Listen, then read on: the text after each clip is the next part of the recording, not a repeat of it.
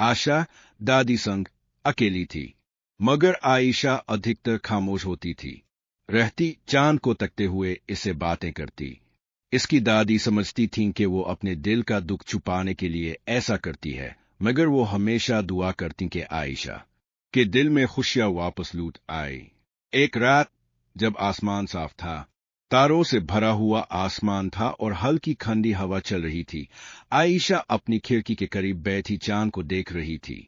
उसने आसमान की तरफ देखा और धीरे से कहा, काश कोई होता जो मुझसे बात करता, कोई जो मुझे सुनता सकता। अचानक एक नर्म सी रोशनी उसके कमरे में फैलने लगी। वह हैरत से देखने लगी कि सामने एक हुस्न फरिश्ता खड़ा मुस्कुरा रहा था। आयशा की आंखें हैरत से फैल गईं। वह सोच भी नहीं सकती थी कि उसकी दुआ यह तुरंत स्वीकार कर लिया जाएगा। फरिश्ते ने कोमलता से कहा, आयशा, तुम बहुत खास हो। तुम्हारी दुआएं हमेशा सुनी जाती है, बस तुम्हें यकीन रखना होगा। आयशा ने डरते डरते पूछा, क्या तुम एक फरिश्ता हो? फरिश्ते ने हल्के से सी मुस्कुराहट के साथ जवाब दिया, हाँ, मैं तुम्हारी दुआओं की रोशनी से यहाँ आया हूँ। मैं तुम्हारा दोस्त बनना चाहता हूँ।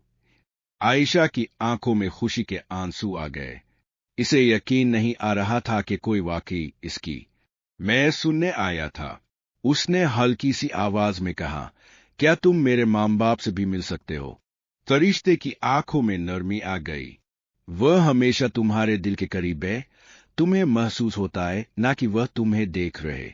क्या तुम ठीक हो? आयशा ने आहिस्ता से सर हिलाया। फरिश्ते ने हाथ बढ़ाया और आयशा के सर पर रखा। एकदम से आयशा के दिल में एक सुकून सा उतरने लगा, जैसे वो अपने वालिदैन की मोहब्बत को महसूस कर रही हो। तुम्हें जिंदगी में आगे बढ़ना होगा आयशा। तुम्हारे वालिदैन नहीं चाहते कि तुम उदास रहो। तुम्हारी खुशी में ही उनकी खुशी है। आयशा ने पहली बार अपने दिल में उम्मीद की रोशनी महसूस की। वो जान गई कि वो अकेली नहीं, इसके वालिदैन हमेशा इसके साथ हैं और अब इसका एक नया दोस्त भी है। इस रात के बाद आयशा बदल गई। वो ज्यादा हंसने लगी, दूसरे बच्चों के साथ खेलने लगी और हर रात जब चांद को देखती तो इसे लगता जैसे फरिश्ता वही कही, मौज का तर्जमा करने के लिए मुझे मुआफ कीजिए, मुझे उर्दू जुबान की महारत नहीं है। विधो इसे देख रहा हो और कह रहा हो, तुम कभी अकेली नहीं हो, मोहब्बत हमेशा तुम्हारे साथ रहेगी।